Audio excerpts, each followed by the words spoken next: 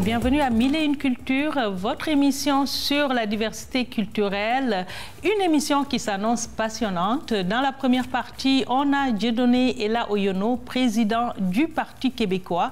Et en seconde partie, les Daradi Family, un nom qui résonne familier pour beaucoup d'Africains, de panafricains et de mélomanes de la musique afro-pop, du hip-hop, du soul et du R&B.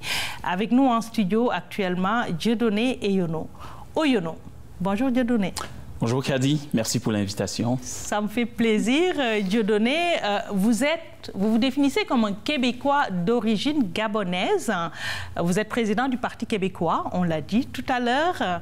Et vous avez complété des études doctorales en économie et vous avez travaillé pendant 10 ans dans différents ministères du gouvernement du Québec. Et vous avez aussi fondé votre compagnie, un organisme en fait, Afrique-Canada Opportunité. J'imagine un organisme qui sert un peu de pont entre l'Afrique et le Canada. Tout à fait. Voilà. Et vous êtes actuellement chef d'équipe au service de développement économique de la ville de Montréal et chargé de cours à l'École des sciences de la gestion de l'UQAM. Tout un CV, hein, Dieudonné. Écoutez, ça fait quand même 20 ans que je suis au Québec, donc j'ai eu le temps de toucher à beaucoup de choses. Là, j'enseigne à l'université, je travaille à la ville et je m'occupe tant bien que mal. C'est une charge importante de la présidence du Parti québécois avec une équipe. C'est ça l'objet de mon invitation aujourd'hui. Oui. Alors, j'espère qu'on aura l'occasion d'aller un peu plus en profondeur sur ces sujets-là. Absolument. C'est sûr qu'on aura l'occasion d'aller en profondeur pour parler de votre présidence au niveau du Parti québécois. Un parti qui vous tient à cœur, un pays qui vous tient à cœur, parce que vous avez écrit un livre, « Comment tomber en amour avec son nouveau pays ». Tout à fait. Voilà. En fait, le Québec m'a accueilli, m'a donné la possibilité de faire tout ce que vous avez nommé au début. Je trouve ça important. C'est une marque de reconnaissance parce qu'on entend beaucoup parler de ce qui va moins bien au Québec. Je trouvais que c'était très important, une voix discordante qui vient dire aussi que des choses vont bien. Puis je ne suis pas le seul qui le dit. Il y a probablement des centaines de Québécois, de nouveaux Québécois qui ont vécu la même expérience que moi. Et ce que je souhaite, ce qu'on souhaite tous ces gens-là, c'est que les expériences soient plus intéressantes pour tout le monde. Bref, le Québec, c'est pas le paradis. Il nous reste du travail à faire. Et moi, par exemple, en tant que président du Parti québécois, je travaille beaucoup sur le succès des immigrants parce que je pense qu'on a toutes les ressources qu'il faut pour donner l'occasion aux gens qui nous rejoignent de construire ce pays-là, mais aussi de les accompagner pour qu'ils soient des citoyens à part entière qui réussissent leur intégration, notamment en emploi. OK. Mais comment on passe, mettons, d'un profil doctoral en économie, ce qu'on appelle communément un technocrate, à un politicien à la tête du Parti québécois? Je lis votre profil, puis des fois, je me dis, mais qu'est-ce qu'il vient faire dans cette galère? Galère politique, nationaliste, une minorité. En fait, c'est une très bonne question. Moi, je suis quelqu'un de pragmatique. Je pense que si j'ai appris quelque chose en Amérique du Nord, c'est de passer à l'action. Et quand on observe ce qui se passe au Québec depuis des années, on peut choisir d'être spectateur. Moi, j'ai choisi d'être un acteur. Et pour avoir travaillé au gouvernement pendant plusieurs années, je sais que malgré tout ce qu'on peut dire des politiciens, que ce sont les mêmes, ça ne changera pas, il reste qu'à la fin de la journée, ce sont des femmes et des hommes qui prennent des décisions. Et ces décisions-là ont un impact sur nos vies. Et moi, je ne voulais pas les subir. Je voulais être un acteur. Et je me dis, être un citoyen à part entière dans un pays, c'est aussi s'impliquer politiquement. C'est ça un peu qui motive mes différents engagements au Québec. OK. Mais pourquoi avoir choisi le Parti québécois? On sait que c'est un parti souverainiste. Donc, vous êtes pour l'indépendance du Québec. Un projet que vous connaissiez avant de venir au Québec? Un projet que je ne connaissais pas, que j'ai appris à connaître avec les années. Et je vous dirais que ce qu'on appelle au Québec la révolution tranquille, c'est quelque chose qui a besoin d'un nouveau souffle, d'un second souffle. Ça a donné des résultats, mais là, je pense qu'on est dans une espèce de statu quo, de cul-de-sac où ça prendrait quelque chose d'autre pour aller plus loin.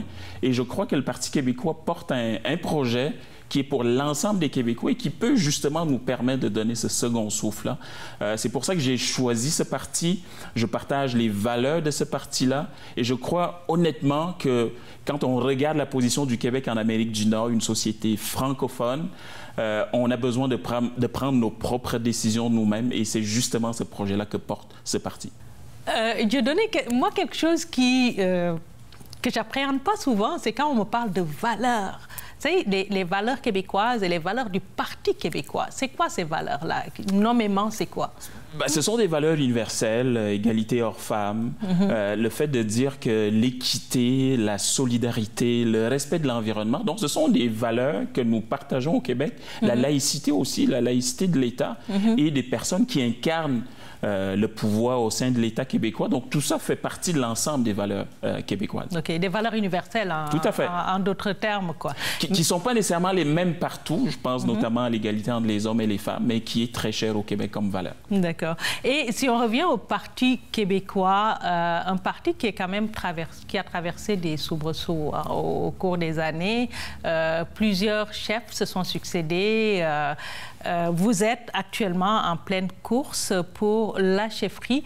Est-ce que c'est un parti facile à manager? Parce que quelque part, comme président, vous avez des décisions à prendre. J'imagine que c'est collégial, mais est-ce que c'est une galère ou c'est une bande d'amis? En fait, moi, j'ai une équipe, on est une équipe, et ce qu'on a réussi à faire, c'est qu'après le 1er octobre 2018, où on a connu une défaite, on s'est relevé les manches, puis on a dit qu'est-ce qu'on fait avec ce parti-là, qui est très important de l'échiquier politique au Québec. Et on a changé nos statuts, donc on a donné plus d'agilité au parti. On veut que nos militants partout au Québec soient moins dans les réunions, davantage sur le terrain. Je ne dirais pas que c'est un parti facile, parce que les gens ne nous jugent pas nécessairement comme les autres formations politiques, parce qu'on porte un idéal. On est là pour nos convictions. On n'est pas là nécessairement pour le pouvoir de gouverner une province, mais on veut gouverner un État. Donc, c'est pas facile, mais avec les gens qui sont autour de la table, les différents présidents au niveau des territoires et au niveau local, je dirais que moi, j'ai ce travail-là, plus de militants à faire. Et ce travail est facile pour moi parce que moi, j'aime ça les gens, j'aime ça échanger. Le travail se fait sur le terrain. Et on espère qu'avec tout ce qu'on est en train de mettre en place, le dernier morceau, c'est le prochain chef du parti. On va être capable, en tout cas, on va être prêt pour l'élection 2022. OK. Quand vous parlez de contact militant, est-ce que... comment vous êtes accueilli comme président du parti? Je vous dirais sincèrement que c'est une question que se poserait toute minorité. Le Parti québécois a un lourd passif quand on pense à la loi sur la laïcité. Les minorités ethniques voient souvent le Parti québécois comme un parti nationaliste anti-immigrant.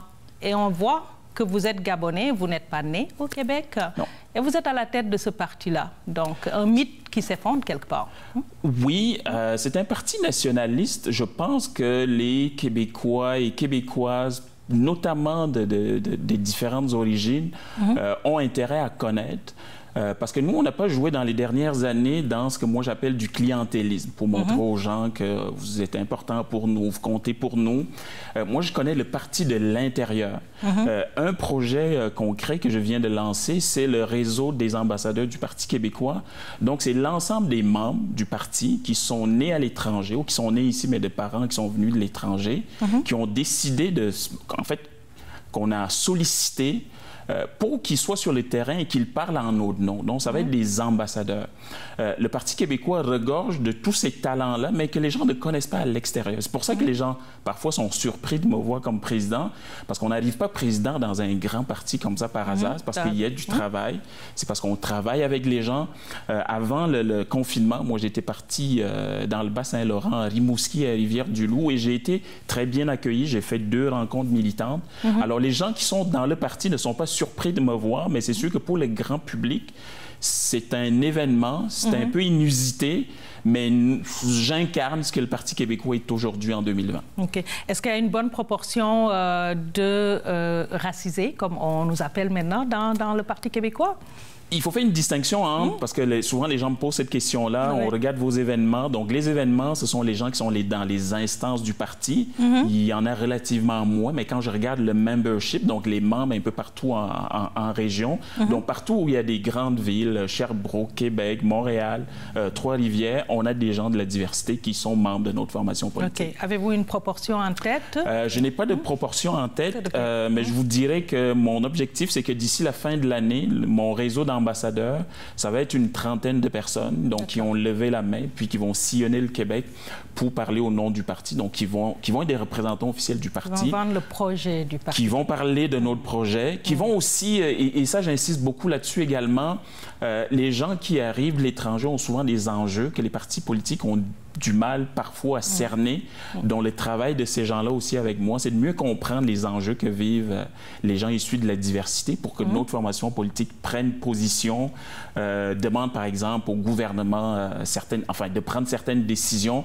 On a vu par exemple dans le cadre du programme d'expérience québécoise qu'il y a eu un peu de pression là, des trois partis d'opposition pour qu'il y ait une clause de droit acquis qui a été finalement annoncée aujourd'hui. Alors ce genre de choses-là, plus on est en contact avec l'ensemble de la population, mieux on connaît les enjeux. Donc pour revenir à la course à la chefferie, vous avez des candidats qui sont actuellement en campagne, en mode de campagne. On parle de 4 candidats. Vous en avez certains qui ressortent plus que d'autres, des fois pour les mauvaises raisons. Je pense notamment à Guy Nantel. Il paraît qu'il n'est pas très discipliné comme candidat. Et à Frédéric Bastien, qui s'est illustré quand même par une fausse accusation, quelque part contre des minorités. Comment vous arrivez à gérer tout ça? Puis vous n'avez pas peur que si une des personnes arrive à la tête, que ça soit un travail pour rien? Pas vraiment, parce que dans le Parti québécois, d'habitude, on attendait qu'un chef arrive avant de faire le programme. Là, on a fait les choses à l'envers. Donc, à Trois-Rivières, en novembre 2019, ce qu'on a fait, c'est qu'on a adopté, l'ensemble des militants qui étaient là, une déclaration de principe qui dit clairement c'est quoi le Parti québécois et qu'est-ce qu'on veut faire. Donc, les valeurs dont je vous ai parlé au début font partie de cette déclaration-là. Et l'autre chose qui est claire dans la déclaration, c'est que nous, ce qu'on veut, c'est pas gouverner le Québec-province, c'est fonder l'État du Québec. Et on a 4 candidats qui ont parfois des positions divergentes sur certains enjeux. Je pense notamment à celui de l'immigration, mais qui sont quand même reliés ensemble avec un seul objectif, celui de dire bien, le Québec, nous, on veut que ce soit un pays. Donc, ça, c'est l'ADN du Parti québécois. Et ces gens sont candidats parce qu'ils y croient, parce qu'ils vont y travailler. Donc, quelle que soit la personne qui va être élue, donc qui va être chef, on ne va pas dévier de cette trajectoire-là qui est de proposer à l'ensemble des Québécois notre projet qui est l'indépendance du Québec. OK. Mais on sait bien qu'au Québec et au Canada aussi, en général, le chef de parti est important. C'est l'image du parti qui va décider les gens qui ne sont pas membres peut-être à voter, parce que juste avec vos membres, c'est sûr qu'on ne gagne pas une élection. Le fait d'avoir des figures polarisantes, est-ce que c'est quelque chose qui ne va pas nuire au Parti québécois? Moi, supposons que, en fait, ce que je dirais très sincèrement, c'est que le chef est très important dans un parti parce que c'est lui le leader, c'est lui qui monte la voie. Mais cette voie, on l'a déjà tracée. Et pour ce qui est de la prochaine élection, par exemple, c'est sûr que nous, on a une proposition qui va être sur la table. Donc, oui, on a des enjeux. En fait, on a des positions différentes par rapport aux autres formations politiques sur certains enjeux. Mais il reste que nous, ce qu'on propose aux Québécois, c'est une alternative. Et quelle que soit la personne qui va être élue, ça ne changera pas. Okay. Alors, je ne pense pas. Ça va être aux militants de décider. Moi, je suis président de la course, donc je regarde les 4 candidats, je travaille avec eux, puis les militants vont choisir qui va être élu. Mais une fois que la personne va être là, on va travailler ensemble pour gagner la prochaine élection. Okay. C'est ça, en fait, c'est ce sur quoi moi je travaille présentement. OK. Puis les projets que vous portez, j'imagine l'indépendance est en premier plan. Tout à fait. L'indépendance est vraiment en premier lieu, c'est comme le parapluie. Et tout ce qu'on vient rattacher en dessous de ce parapluie-là, c'est par exemple des questions sur l'éducation. Donc nous, on va déposer dans les prochains mois à nos militants ce qu'on appelle le projet national, qui est en fait le projet de société du Parti québécois. Et quelques mois avant les élections, on va avoir une plateforme. Mais tout va être vraiment centré sur nous, avant tout, c'est l'indépendance du Québec. C'est la raison pour laquelle ce parti a été formé. D'accord.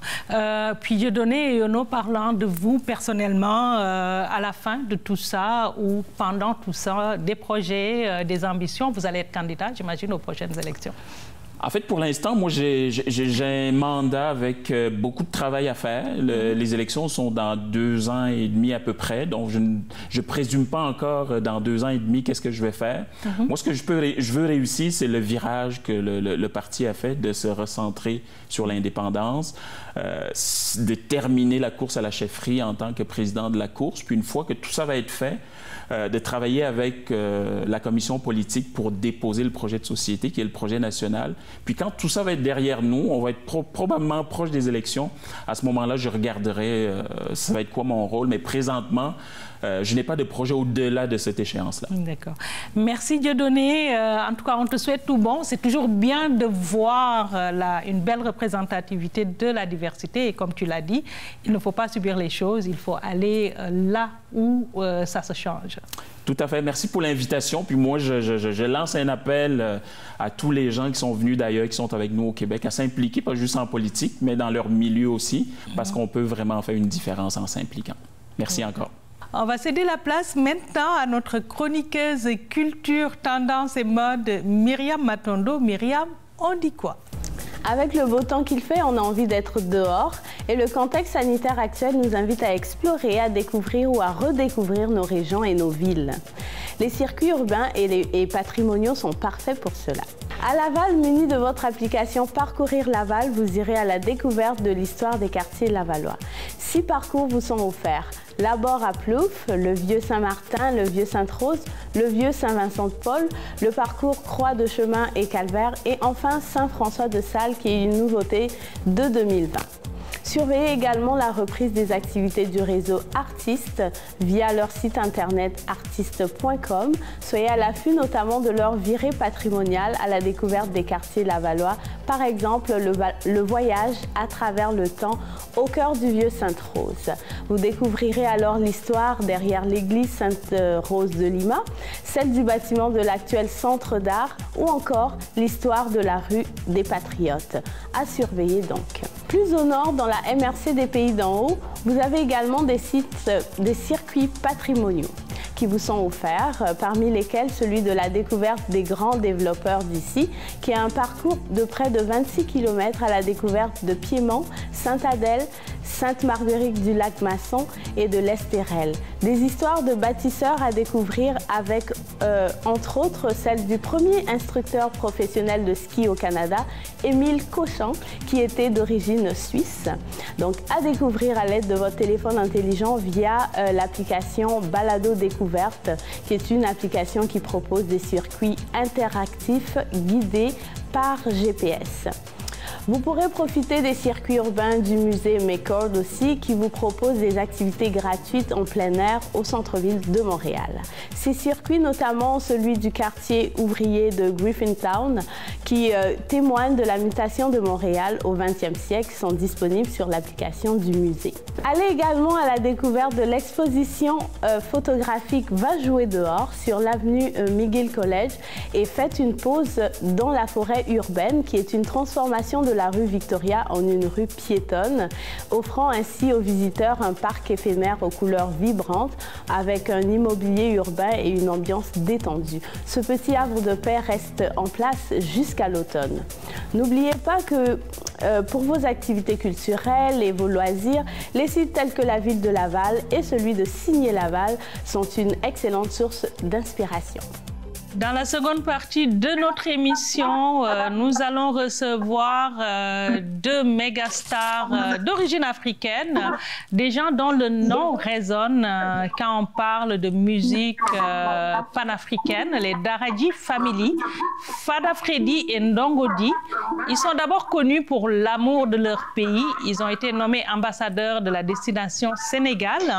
Leur engagement est toujours de se mobiliser, de sensibiliser jeunes et moins jeunes autour des mots des sociétés modernes et de promouvoir le rêve africain. Donc, c'est des panafricains et des citoyens du monde avec nous sur le plateau de Mille et une cultures, Ndongo Di et Fada Freddy de Daraji Family. Bonjour Ndongo et Fada. Bonjour. C'est un immense plaisir de vous avoir, pas juste parce que je viens du Sénégal comme vous, mais parce que vous êtes des exemples de qu'est-ce que c'est que l'identité africaine, cette identité que les gens ne connaissent pas, puis on en parle de plus en plus, on parle des afrodescendants ici en Amérique du Nord. Vous avez lancé récemment votre tout nouveau produit en période de Covid, et quel impact que ça a eu, vous, cette période où la plupart des artistes dans le monde sont quand même restés confinés, n'ont pas pu aller dans leurs projets, et comment vous avez pu lancer votre produit malgré tout? Alors, l'album est sorti en début d'année. Quand il y a eu l'arrivée de la Covid, déjà sur la route, Fada et moi, on était entre Kinshasa, le Congo et puis le Rwanda. Donc, je pense qu'au retour du Rwanda, c'est là où, avec le lancement qu'on avait prévu au Sénégal, c'est là où il y a eu vraiment l'avancée de cette pandémie. Donc, je crois que ça nous a tous surpris, hein, partout dans le monde, mais aussi ça a été, tu vois, de nous dans la manière de communiquer. C'est vrai qu'on avait pas mal de concerts qui étaient prévus, une tournée qui était prévue entre mars à la rentrée. Donc, on a pu annuler et décaler des dates. C'est clair qu'au niveau de la com, on est resté dans le digital pour communiquer et répondre. Et je crois que, bon, je dis que l'arrivée de la Covid aussi, ça a fait une bonne chose parce que ça a permis à des gens d'écouter quand ils étaient en confinement. Donc, on en a profité pour dire aux gens d'écouter, parce que souvent les gens n'ont pas trop le temps. Moi, personnellement, je me suis mis à faire du pain chez moi, en même temps à travailler aussi. Puis, à écouter votre message, j'imagine, le message de Tchékoulé, un message important, qui a même eu la participation de Felwine Sarr, hein, si je me trompe, Fada Freddy. Oui, en fait, Felwine Sarr, l'économiste Felwine Sarr, il a surtout fait la bio de l'album. Et tout le monde le connaît aussi pour ses œuvres, je dirais, afrofuturistes et aussi ancrées sur la réalité africaine et les différents moyens pour l'Afrique de s'en sortir. Et je cite qu'il a l'habitude de dire que l'Afrique aujourd'hui n'a personne à rattraper. Parce que pour lui, et c'est ce en quoi je crois, l'Afrique doit s'adapter à sa propre géopolitique au lieu de tout le temps répéter la stratégie française ou la stratégie anglaise ou américaine. Donc, Felwine Sarr, il a fait la bio et de Yamatele, de l'album Yamatele. Yamatele, d'accord. Et surtout, voilà. Et en ce qui concerne le morceau Tchékoulé, Tchékoulé, c'est une chanson qui est chantée au Ghana.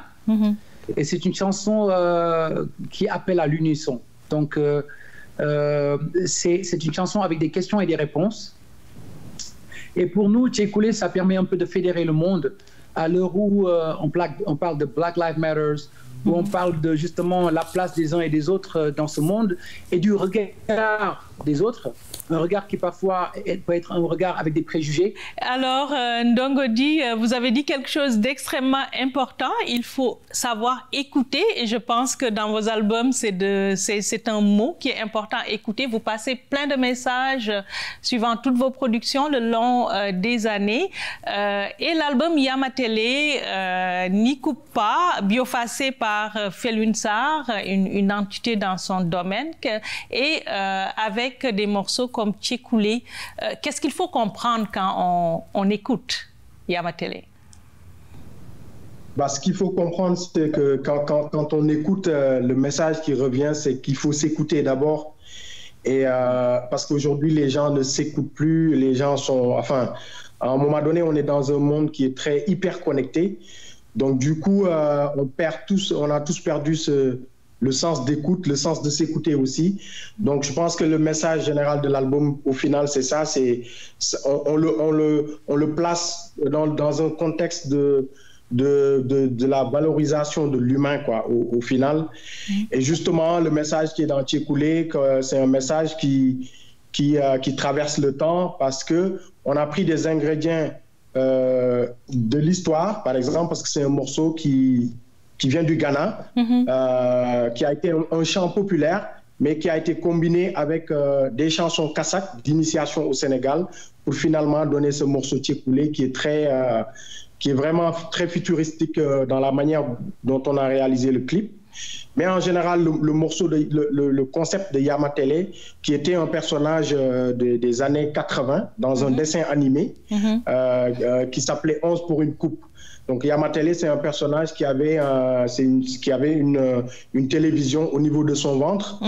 Donc d'où le fait de dire qu'aujourd'hui on est tous des Yamatele, mais qu'au final, je pense que ce dont on a besoin, c'est l'amour, c'est l'unité, c'est le partage, c'est le fait de s'écouter et au final de retrouver un peu d'humanisme, un peu plus d'humanisme dans ce monde-là. C'est un peu ça le contexte de Yamatele. D'accord, donc rester interconnecté, même au-delà du numérique, quoi, de rester carrément connecté. Voilà, de rester connecté, mais aussi il y a un message très important qui s'adresse aux générations africaines, aux jeunes, pour leur dire que on reçoit beaucoup de contenu, on utilise beaucoup de contenus qui viennent d'ailleurs. Aujourd'hui, qu'est-ce que ces générations-là actuelles doivent proposer comme contenu aussi, quoi, parce que c'est vrai, on utilise tous YouTube, etc., Google, etc. Mais je pense que l'Afrique aussi doit apporter sa pierre à l'édifice, quoi. Donc je pense que le fond du message aussi, c'est ça, c'est pas le fait de diaboliser le digital, mais c'est de dire on doit aussi nous-mêmes être dans l'action et ne pas être juste des spectateurs, quoi. D'accord, juste pas des consommateurs, mais apporter un apport des Africains au digital. Un message qui est quand même très positif, puis qui est entendu parce qu'on voit que ça bouge beaucoup en Afrique au niveau du digital, au niveau des jeunes, au niveau des femmes.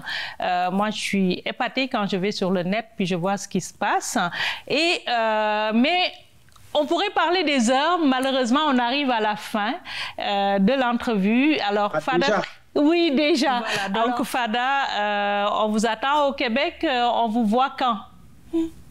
Nous, on est prêts. En tout cas, les valises sont faites. Nongo et moi, on est prêts. On a déjà préparé les valises. Donc, d'ici au mois d'octobre, on sera au Québec. Donc, soyez prêts.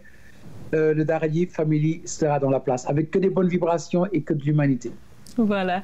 Merci à vous deux. Merci Fada Freddy. Merci Ndongodi d'avoir répondu. Merci. Voilà. Merci à vous qui nous avez suivis. On espère que vous avez aimé cette émission. Les découvertes, on a parlé d'identité, on a parlé d'identité québécoise, on a parlé d'identité africaine avec nos différents invités pendant cette émission. N'hésitez pas à nous écrire pour nous faire part de vos remarques, des suggestions. Si vous voulez participer à l'émission, écrivez-nous à l'adresse courriel qui s'affiche en bas de l'écran. Puis on vous dit à la semaine prochaine. Bismillah, Jamala, Dago na Nyumban Yai, Dago Timban Yai. Jabandi Babila, Jabane Bala, Jabandi Babila, Jabane Bala, Jabandi Babila, Jabane Bala, Jabandi Babila, Jabane Bala. Che Kule, Che Kofisa Langa, Kakashi Langa, Che Kule. Kofisa langa, kakasi langa, tago nambar jai, tago tinambar jai. Ndongo di may lenge mapakchirundek vai. Katandi ko kalamay wolof, big up purba jolof. Sarenzo pakoti ademsi, yalla vera atlas MC. Rap baba dubab gadem ardo, mujini bagay Dakar ko yeg danu. Ko rap chip xare li mujin xep ko da ngay xaru duñu tegul tay sa fan ñu leb ko. Ah. Bëgg sa xami suñu laaj di nga bekkoor nangu dafa jël cëru bañ suukaru koor daan dox ba ngeen freestyle te ye mic ñame naaj fa score discothèque wala le design how many mic dagg nga sa geetar gis nga ko la gën a feebar che kule che ko fissa salanga